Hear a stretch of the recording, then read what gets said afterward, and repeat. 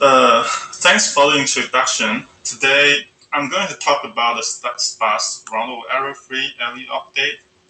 This is the ongoing project that I work with Dr. Dean Davis. And so, first, let's look at what is the LU update. Assume we have a sparse matrix A on the left, looks like this, and we have its LU update, LU factorization ready in advance. And now we want to find a new factorization, the factorization for a new matrix which differ from A only with one column, which is marked from red to green.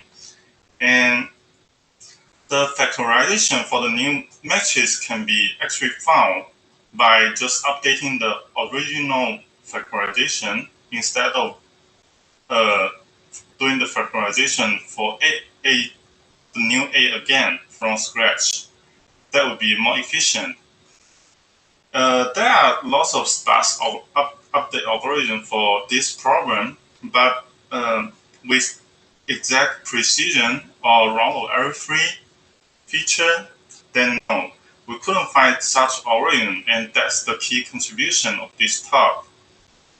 So let's first look at the Gaussian Illumination, which is used to find the LU factorization in the traditional method, and is generally generally using this formula, which is just like this. And if we just replace the denominator in this formula, which is AKK to AK minus 1, K minus 1, that means we replace this, the current pivot to the previous pivot. Noting that we still need using the current pivot here, but we're just replacing the denominator. This will bring us to useful property. First, the result of this equation will always be exact if we guarantee, if we have all the entries, all the value present in full precision, then the result Ij will still be in integer format. And second, it's found that the result will be the determinant of the submatrix of A, according to which can be found by Ij and K in this case. So things that using this equation will guarantee exact division and preserve integer. We call this elimination method equation as IPGE, which stands for integer preserving Gaussian illumination. And as we said, conventionally, we just use the Gaussian illumination to find the LU factorization. And for that kind of factorization, if we want to find an update for that, we will first just need to remove the corresponding column from the U matrix as shown in this figure. And then we find a Y, which is the solution to Ly equal to V. V is the new vector that is replacing, that is a new vector in the matrix, which is green here. The green is the Y here. So we will get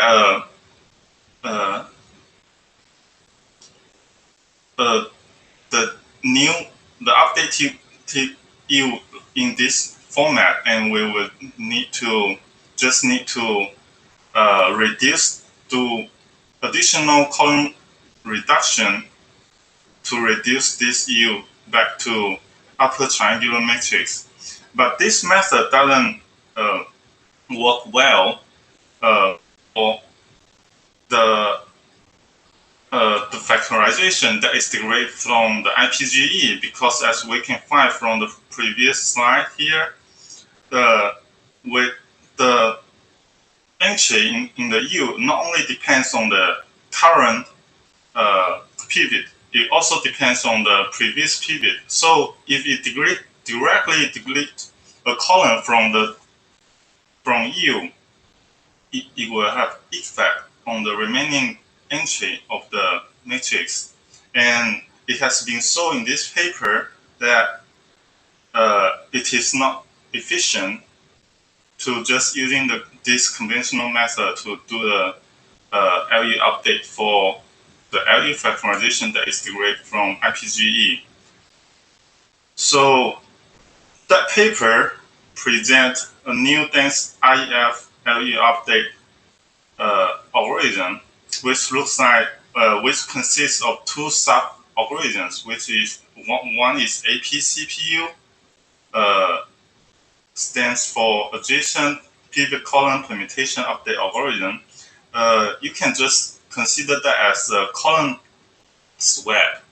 And the other one is APDPU, which stands for adjacent diagonal permutation update algorithm, which stands for which you can take that as a diagonal change. You swap both column and rows.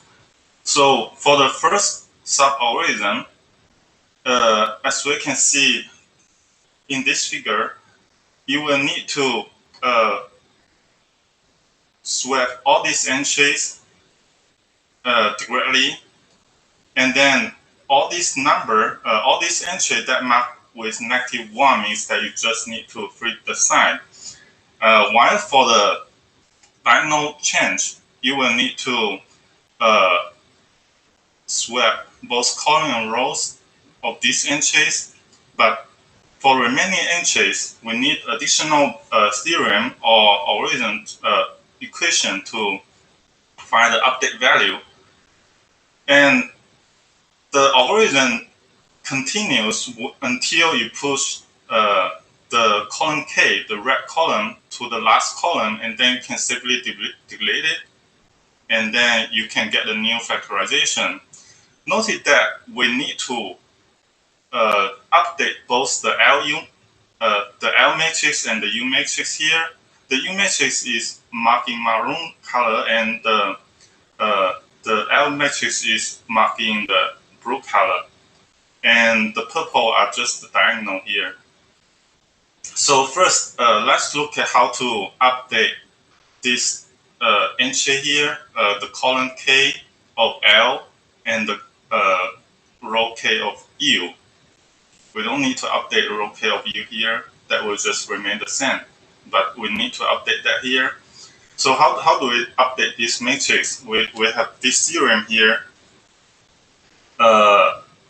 We just need to perform a backchecking of the column K plus 1 and row K plus 1 corresponding in corresponding entries and a corresponding matrix. And the backchecking here is actually just the inverse of the IPGE. And the IPGE looks like this. We'll take the inverse of that. We can easily get the equation for the backchecking here. So now that we can get this entry column K of L and column and row K of U ready, we need to additionally find this entry here. So that is the column K plus row K plus 1 of U. Just these three, for example, just these three entries here. We have this theorem here for those three entries, and that is just looks like this. It's very similar to the IPGE equation, but with minor changes here. And using this formula, because it's a dense case here, so we don't say that we're add fielding, but it will change the value of all those. And next, we will just present an additional two theorem, which is the APCPU shortcut and for the column swap, and another one is the APDPU shortcut, which explains why we just need to flip the sign for this entry, and we don't need to do anything to this entry here. And few more entries that we didn't discuss is this column k plus 1 and row k plus 1 here. We can just do the IPG update from previous column and original column and original row k to get these new entries here. So that's how the dense LU update works. And now let's go to the sparse case. So for sparse case, let's consider a submatrix looks like this, where you have in case row, you have a non-zero in K, and the next non-zero is in KS column. In the dense case, we will have to use the diagonal change here, because there is 0 present here, and you cannot use column swap, because if you use column swap, it will result in 0 here, and that will make no sense. So you cannot do that. But in this case, we can instead consider swapping column K and KS instead of doing one step, always swap with the next column or next column rows. In this case, let's look at how do we update the entries in the green region. It turns out that we can just update by a single scalar here, which is the new pivot. The new case pivot over the old case pivot. So this is the entry corresponding to here, as it marked here, and this is the new case pivot after you swap these two columns, which will be just this entry here. And while for the red box here, we will need a different equation for the update, which will just look like this. And in this case, we will find that new filling will be added when using this case here, using this equation here. And so what left is just the purple region here. So the purple region will be just the backchecking of this column KS here, and you just compute the backchecking for each entry here and just move it back to here. And what's remaining next is just okay. So here is the theorem for the previous two equations we mentioned. One is for the green region equation here, corresponding to here. We just need to update by simple scaling. And another equation is corresponding to the red box equation, which will add a new filling. Noting that even though there is a ratio format equation here, but again, if we make sure that each entry will be presented in full precision, we can guarantee the result will be exact and division will have no remainder. So this figure summarizes all the process that need to be done for the when swapping column K and KS. First, the purple region is updated by backchecking column KS. Then we swap the yellow region, the entries in the yellow region directly. We don't need to do any value change here. We just swap the value directly. Next, all the entry in the green region can be simply updated by multiplying with a single scaling factor, and this factor remain all the same for all these entry here, which is just the new case pivot here over the all case pivot here. And for the red region, the entry could be updated by an equation that is mentioned in the theorem in the last page here. And again, this equation will introduce fielding. Finally, the blue box have all entry that can be just updated by flipping the sign, which is very similar or just the same as what mentioned in the dense case. But the theorem behind needs additional proof, and we have proved that this will work. And another similar sub-algorithm for the sparse case is we can swap the diagonal, and that is used for the sub-matrix looks in this format where you have all the entry in case you have all this entry be in 0. This entry can be 0 or non-zero, that doesn't matter, but you must have this be 0. And in this case, the backtracking for the ks, column and row ks to k will be very simple. You can just update by multiplying with a different scaling factor, which is the k minus 1 k minus 1 pivot over the case pivot. So Jinhao, you've overrun a little bit already, but it's up to you. You're just using up the question time. So okay, I'm almost done. Yeah. And here's an additional theorem for the for updating the entry in the green region. Again, you can just update with multiplying updated entry with by multiplying with a scaling factor like this, which is still the new case pivot over the old case pivot. And the new case pivot here, you need to, it's not directly just this entry here, you need to perform that checking using the last theorem and then get that value. And this page summarizes how we perform the diagonal permutation update in the sparse case.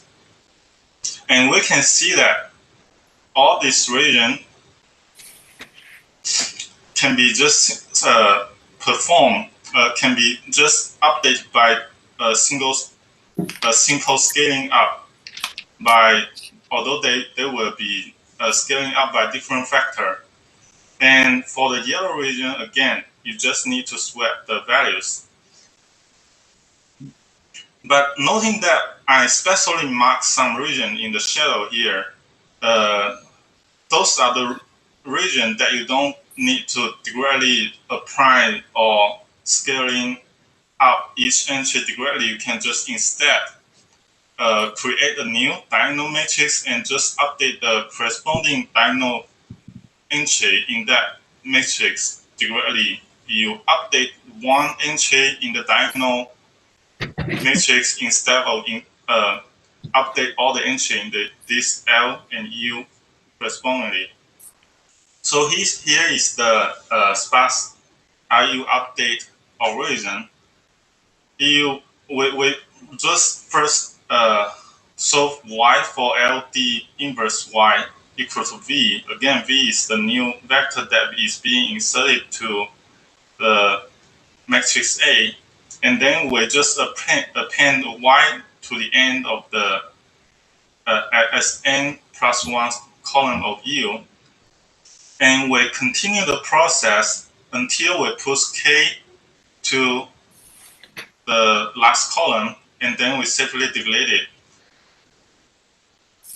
When the way we push k to the last column is we either swap with the ks column, or we here swap column, or just we simultaneously swap column and rows with k and ks.